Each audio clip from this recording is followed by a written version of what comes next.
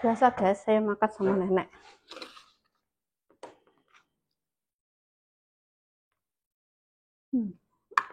Saya mau ambil sambal.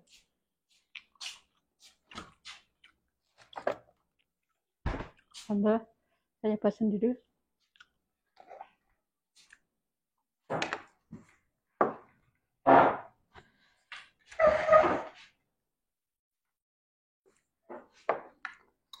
Sambal bawang guys.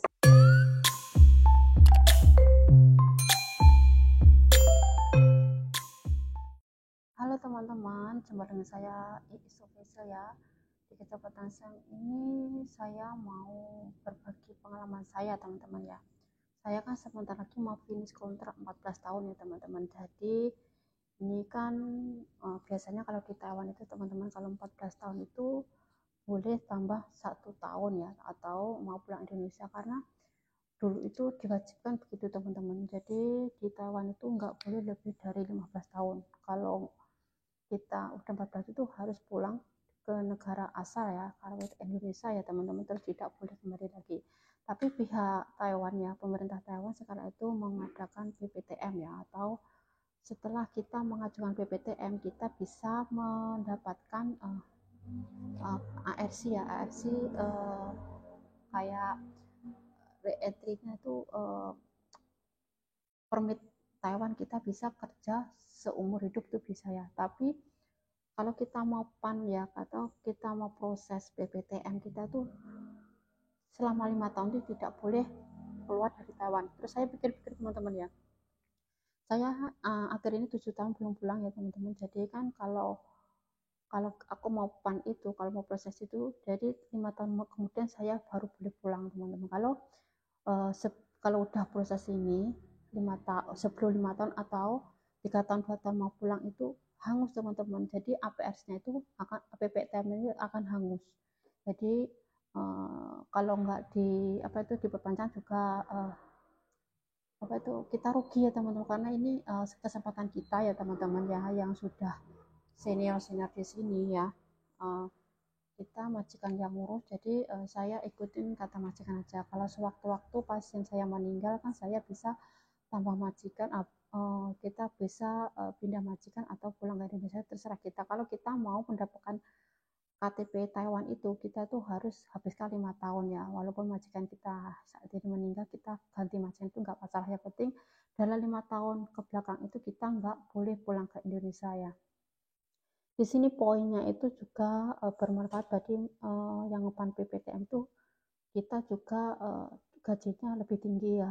Terus untuk PH agent biasanya kan walaupun kita bertahun-tahun di sini tuh masih tetap potongan agent ya. Kalau saya itu 1 bulannya masih dipotong 1.500, tapi pihak majikan yang kasih ya teman-teman. Jadi di sini kalau kita PAN proses PPTM itu kita 1 tahun sekali bayar agent 2.000 NT saja teman-teman. Jadi di sini kita juga akan mendapat tambahan gitu loh, yang mau mengajukan proses PPTM itu gaji 24 atau gaji 26 ya.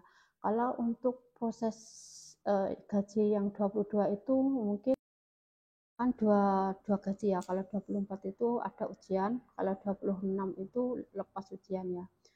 Kalau saya itu akan dia lepas ujian teman-teman, karena gaji saya sudah memumpuni ya.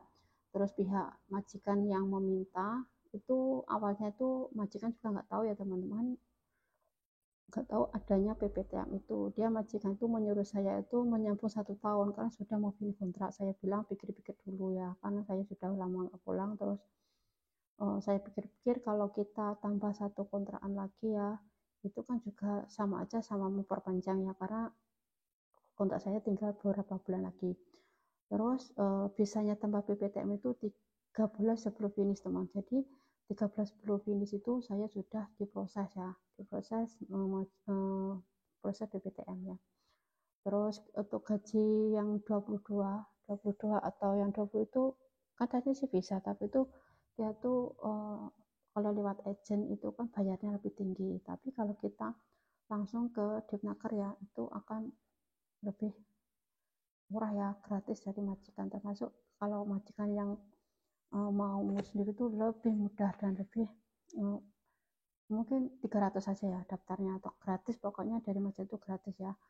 Kalau ini maunya majikan, jadi saya itu gratis semua teman-teman, dan mudah-mudahan saya diberi kesabaran dan keluarga yang saya tinggalkan juga diberi kesehatan ya teman-teman ya, karena ini juga demi keluarga juga. Kalau tanpa dukungan mereka dan saya tidak ada niat, itu tidak akan mungkin seperti ini ya. Lagi majikan saya itu mau mengusahakan, jadi saya ikutin aja teman-teman ya. Dan mudah-mudahan kita semua diberi semangat ya teman, karena menjaga orang tua itu ya kadang ya begitulah teman-teman, namanya ikut orang ya. Tapi selelah-lelah apapun kan di sini juga digaji. Jadi di sini kita tuh pokoknya bersabar. Dan yang baru masuk Taiwan tetap semangat ya, karena di negeri Taiwan itu tak semudah foto profil ya. Tapi enaknya di sini tuh saya itu nah hola hola itu nenek lagi tiduran siang teman-teman, nanti sebentar lagi juga mau berangkat ke panti ya. Jadi pokoknya tetap sangat aja teman-teman. Kalau saya tuh kalau siang habis sholat itu nggak bisa tidur biasanya ya. Beginilah teman-teman ya, ikut santai sih, aku cuma jaga nenek doang, majikan nggak ada di sini. Majikan di sini itu bisa dihitung ya. Pokoknya makasih buat semuanya yang supportnya buat saya ya, tanpa kalian saya bukan siapa-siapa ya teman-teman ya. Dan untuk yang PPTM mudah-mudahan dipermudah. Oke, mulai kok sekolahan guys, panti saya mau armaam awan siang ya. Ini ada lauknya nugget sama kering orek kentang sama mihun ya. Ini semalam saya lagi pusing, jadi kerian biasa ini merah-merah semua ya. Ikutin seru ke sehari-hari ini saya mau makan siang.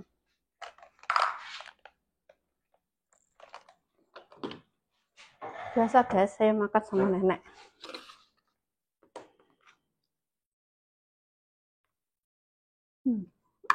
Saya mau ambil sambal.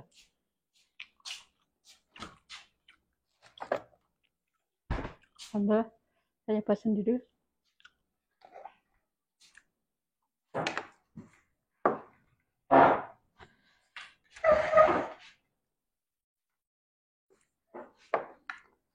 Sambal bawang guys, biasanya saya buat tuh bisa letak di kulkas terus disimpan makan sehari-hari itu 1-2 minggu. Aku makan dikit-dikit guys, yang penting ada sumber-sumber itu aja.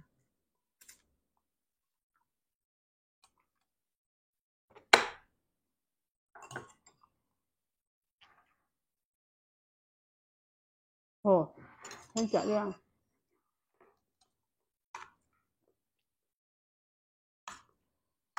Kalau makan sama nenek itu harus diperhatikan. Dia itu biasanya kuahnya dimakan terus, maksudnya diminum habis baru makan nasi.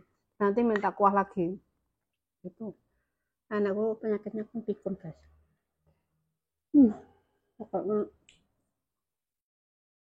ekstra. Mantap guys. Ini udaranya udah mulai panas guys. Tapi ya masih pakai baju agak tebal guys, karena semeriwing.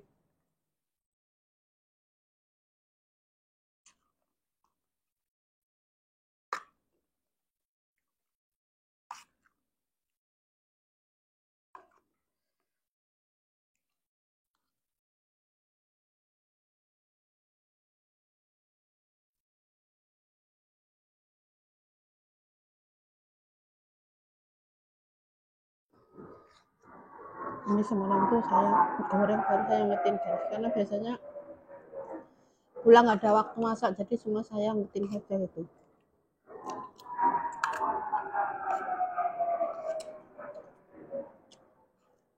Suara pesawat guys.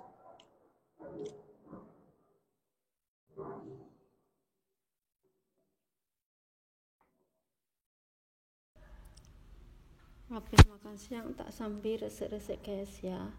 Iki ngruwing kesi barang blangkran sira kanggo guys, kita sing opo pokoknya sepenting nenek kan udah rehat kan, lagi rehat siang, jadi saya bisa sambil ngeringkesin barang ya teman-teman ya.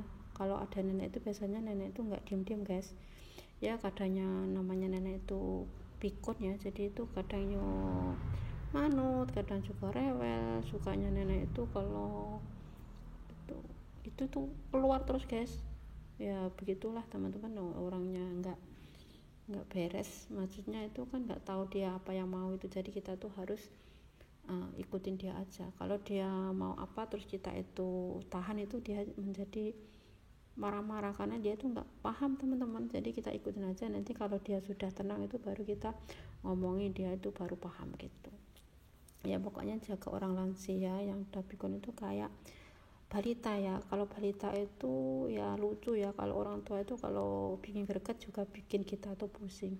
Tapi kembali aja pada diri kita sendiri, karena di sini juga ikut orang ya teman-teman, jadi harus sabar ya. Buat yang teman-teman yang baru masuk Taiwan ya, atau yang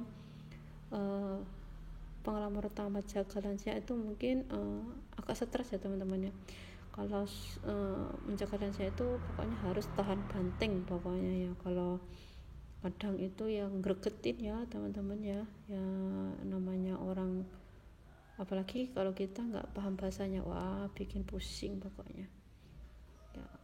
Kita semua mudah-mudahan diberi kesehatan saja ya teman-teman ya, dimanapun kerja itu yang penting nyaman ya, majikan baik.